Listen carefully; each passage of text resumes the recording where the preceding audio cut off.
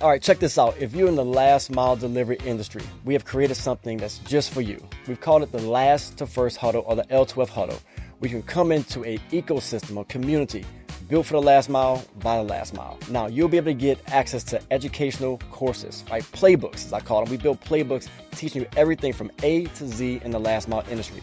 Everything from how to set your right driver model, to how to navigate misclassification issues, to how to find customers, how to price that work, how to operate it, all the way through to if you want to buy a company, how do you value those businesses. We also have an AI tool called Ask Miles. Miles will answer any how-to question about the industry. I've personally trained it myself. It's pretty damn good. And then also, we're about community. So you're going to access coaches, experts. We have film studies or weekly calls. You'll be able to deep dive into workshops. Look, this is the place to be if you're in the last mile industry. L2Fhuddle.com. I'll see you inside. It's time to huddle up.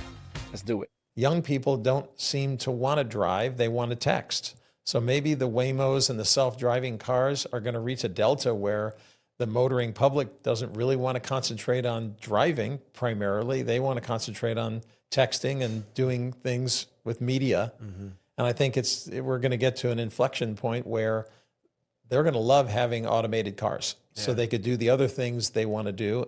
And I think it will be a much safer road. Yeah.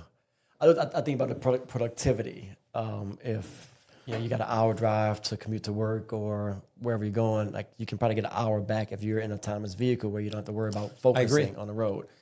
But I also see there's a downside of that too, right? Sure. There's a downside of when you take that human aspect out of it. And I don't know, you're right. I think we have to figure out how to coexist with some of these things. Sure. For a while, and certain applications lend themselves better. On the automotive side, I do see young people. When my kids were turning 16, I took them down to the nearest lit intersection, and the first thing we did was watch cars pull by, drive by.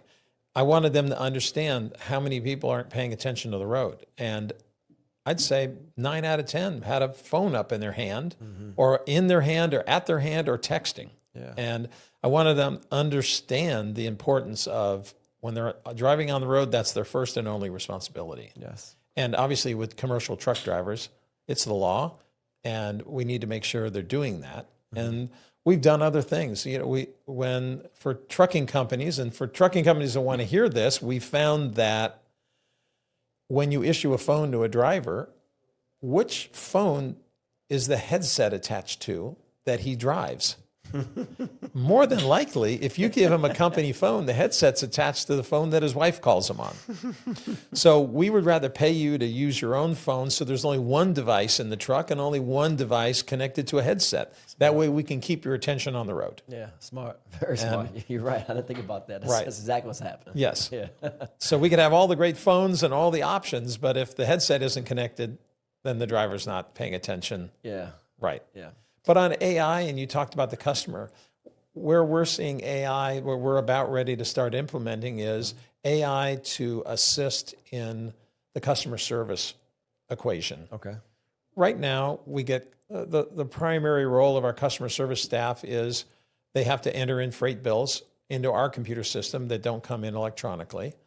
They have to take calls from customers wanting to know the status of their shipments. Mm-hmm.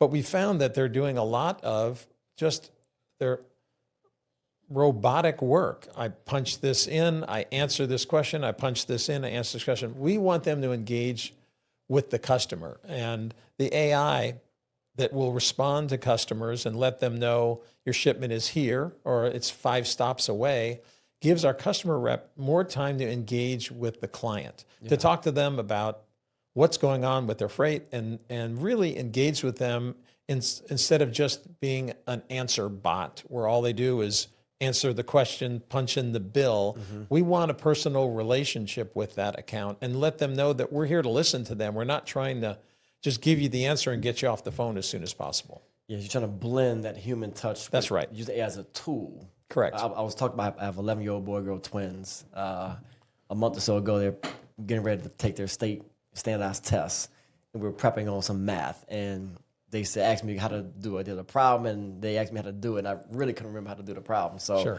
I've been hesitant to show them the power of ChatGPT and AI. So I'm kind of on my phone doing these deals here, trying to put the question in.